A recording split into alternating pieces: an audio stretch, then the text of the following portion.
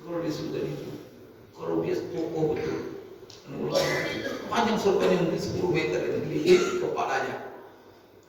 Tapi kalau ilmunya pendek, terus pendek pula sorbannya. Ini ilmu pendek sorban panjang. Jadi disesuaikan antara itu di Sudan. Saya lihat begitu. Di kalau syekh yang besar itu sorbannya paling panjang. Namun kalau Rasulullah berapa ukuran panjang sorbannya kalau dikurai, Imam Suyuti mengatakan wa amma miqdarul imamati syarifah falam yasbut fi hadithin. Bismillahirrahmanirrahim. Sorban ini kalau Bapak Ibu ketahui, ini pakaian orang-orang Arab dari dahulu. Maka Rasulullah SAW itu tidak menciptakan pakaian baru. Jangan nanti disangka Rasulullah itu ketika diutus semuanya baru, cara pakaiannya baru, cara penampilannya baru. Tidak. Tapi Ibu Rasulullah itu sifatnya ada sesuatu dalam kehidupan manusia waktu itu yang tidak bertentangan dengan syariat, maka Rasulullah mengikuti alur kehidupan Allah. Apa yang dipakai Rasulullah selama tidak dilarang oleh syariat.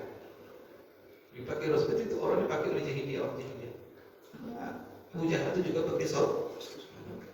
Abu Jahal itu rambutnya panjang, Rasulullah juga panjang. Karena begitu kebiasaannya. Abu Jahal itu mungkin juga begitu. Karena begitu kebiasaan mereka. Rata-rata mereka pakai sorban. Mereka juga pakai jenggot. Rasulullah juga pakai jenggot.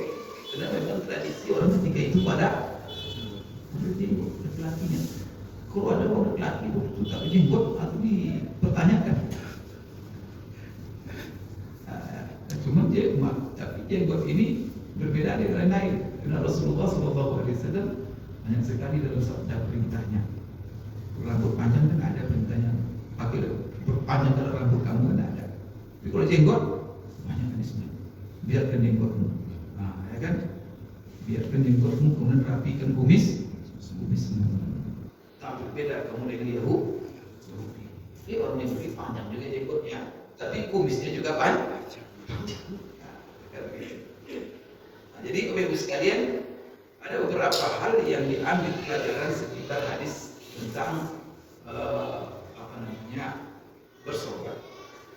Di antaranya Imam Nawawi dia mengambil pelajaran dari hadis-hadis tentang sorban ini. Di antaranya kata beliau, yajuzu lubsul imamati bi irsali tarafiha wa bi ghairi irsalihi.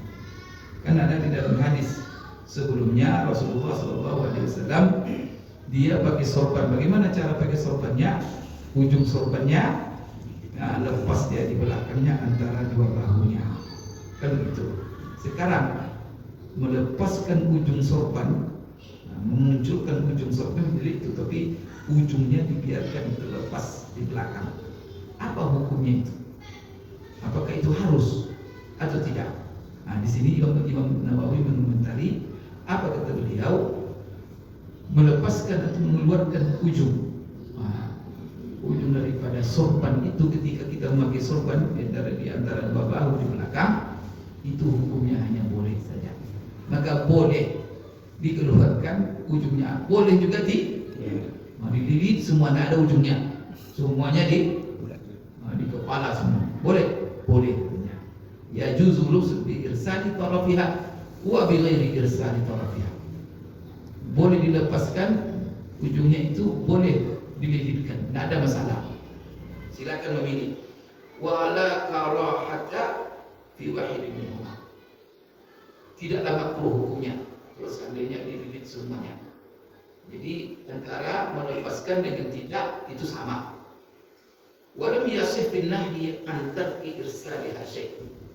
Tak ada satupun hadis yang sahih yang bisa dijadikan sandaran supaya sorban itu dilepaskan nanti ujungnya. Itu kata Imam An-Nawawi mengomentari. Berarti hadis yang melepaskan apa itu menurut Imam Nawawi itu tidak sahih. Oleh karena itu dia mengambil kesimpulan bahwa melepaskan melepaskan ujung sorban di belakang antara dua bahu, hukumnya boleh dilakukan, boleh tidak, dan tidak makruh hukumnya kalau seandainya kita lilit semuanya tanpa ada Bapak Ibu sekalian melepaskan ujungnya. Kemudian ini Imam Nawawi, Imam As-San'ani di dalam bukunya Subul Salam. Subul Salam ini syarah daripada buku hadis Bulughul Maram. Maka hadis ini hadis tentang imamah ada di dalamnya. Maka bagaimana adab memakai imamah? Nah, di ujung buku itu ada tentang adab yang diajarkan Rasulullah SAW. Salah satunya adab memakai sorban. Maka di dalam memakai sorban, adabnya apa? Supaya pinggir daripada sorban itu jangan terlalu panjang. Ujung sorban itu lepaskan. Pada tatulu taulan fahisan, maka jangan terlalu panjang ke belakang. Kemudian dia lepas sampai ke bawah. Jadi wa irsalu apa ini ketika sudah panjang, setelah itu dari belakang ke bawah kan sampai ke apa namanya? Maka itu dilarang dan tidak apa namanya sesuai dengan adab memakai sorban. Maka cukup pendek saja. Jadi jangan terlalu panjang, kata Imam As-San'ani. Kemudian wajib terkuha salat. Tidak pun dia dilepaskan pinggirnya itu atau kalau dililit semuanya juga tak ada masalah. Ini sama dengan komentar Imam Nawawi.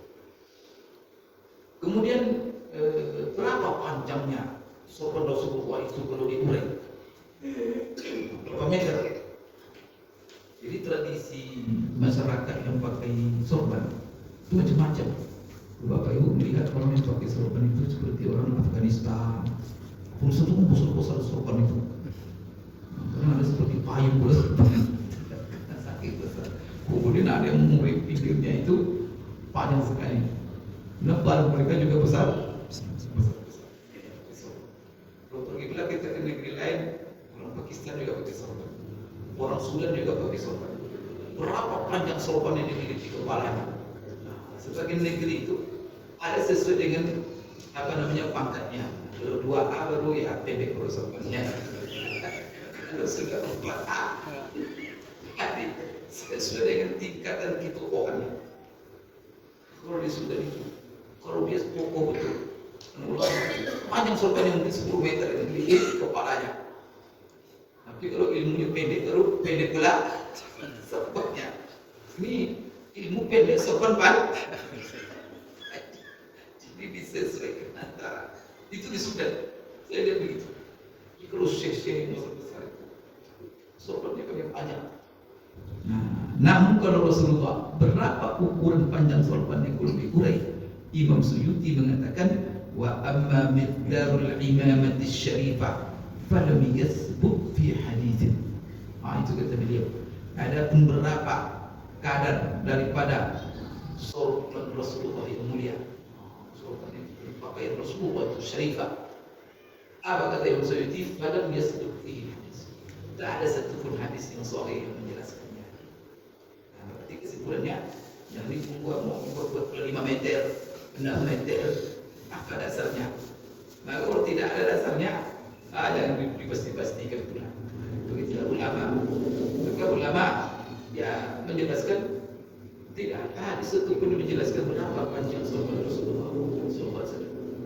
Kalau panjangnya juga kan tahu berapa lebarnya kalau bisa dilebarkan, berapa lebarnya.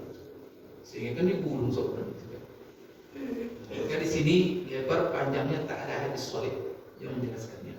Jadi Bapak Ibu ditanya apa panjang sorban Rasulullah? Tidak ada dalam hadis sahih penjelasan itu.